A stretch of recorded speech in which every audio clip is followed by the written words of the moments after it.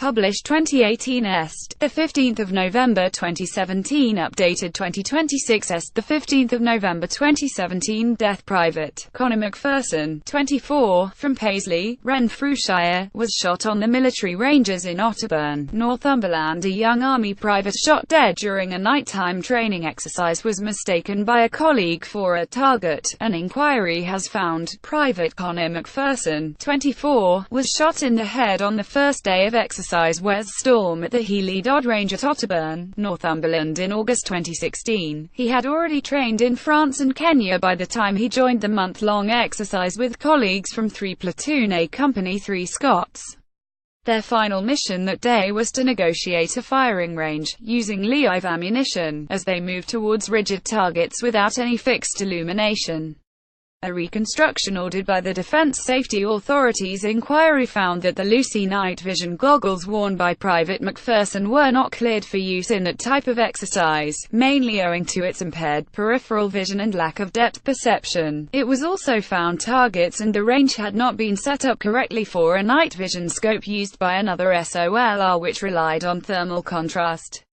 Lieutenant General Richard Felton, Director General of the Defense Safety Authority, wrote in a report the reconstruction demonstrated how the procedures for distinguishing personnel from targets were not robust enough. The inquiry's conclusions, published yesterday, amount to a damning indictment of the circumstances surrounding the rookie SOLR's death, coupled with a series of recommendations designed to prevent another tragedy.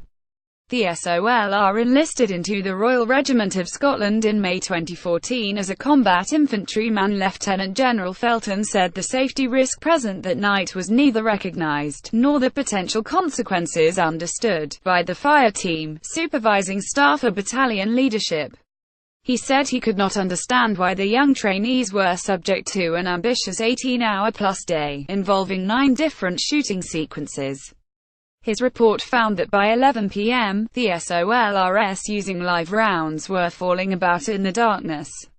While it was highly likely Private McPherson, from Paisley, Renfrewshire, was shot by one of his colleagues, it was found that one SOLR did not fire a single round because he found it impossible to identify any targets in the gloom.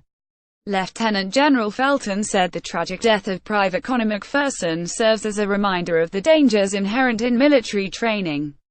Much-loved Private McPherson was part of a very close-knit family and his great joy was spending time with them at the weekends and over leave, his commanding officer sighed, but he added military training must continue to test and challenge, with progression through a unit's training cycle correctly adding complexity and greater levels of safety risk. To not do so would reduce the value of training and the preparedness of our SOLRs to fight and win in future conflicts. The SOLRs of A Company had only been issued with the new night vision equipment on arrival at Otterburn, and there was no recorded evidence they had been trained to use it.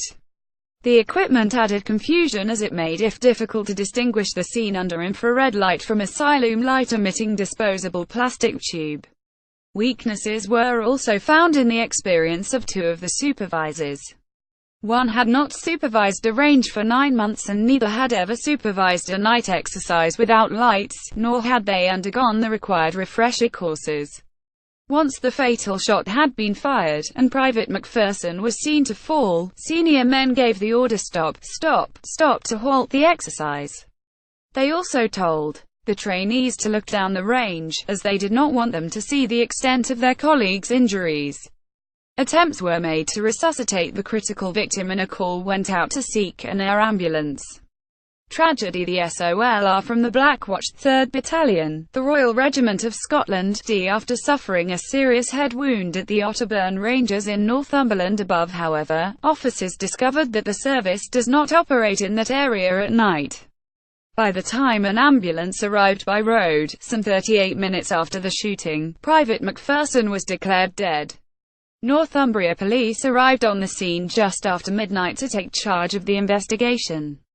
An Army spokesman said, "Our thoughts remain with the family and friends of Conor McPherson at this difficult time. The safety of our personnel is our absolute priority and, while deaths in training are rare, any death is a tragedy. We are now carefully considering the recommendations from the Independent Service Inquiry. A spokesman for Northumbria Police said the death is still being investigated and Northumbria Police is working with the Health and Safety Executive and the coroner. Training. The 93 square mile training centre, set up by former Prime Minister Sir Winston Churchill, is the second largest live firing range in the country and has been used since 1911. File picture location. Otterburn is the UK's largest firing range, and is in frequent use. Artillery can be clearly heard from Lindisfarne to the northeastern Fontburn Reservoir in the south. Night vision goggles are not always worn because the idea is to get SOLRS used to firing in the pitch black. Rev. Peter Mander, of the village's St. John the Evangelist Church, said he was a young man doing his duty, a bit of training and a tragic accident like this happens. Anthony Wilson, 44, himself a former SOLR, was travelling back to Edinburgh with his family. He said it is the thing every commander dreads, losing one of your lads in training. In active combat anything can happen, but it shouldn't happen in training. Armed Forces Minister Mike Penning said, "My thoughts are with the SOLRS family, friends and colleagues at this difficult time. The safety of our personnel is our absolute priority, and while deaths in training don't happen often, any death is a tragedy." As well as a police investigation, mod accident investigators are looking into the circumstances surrounding this tragic incident. The victim's next of kin were informed, but the mod did not disclose his identity.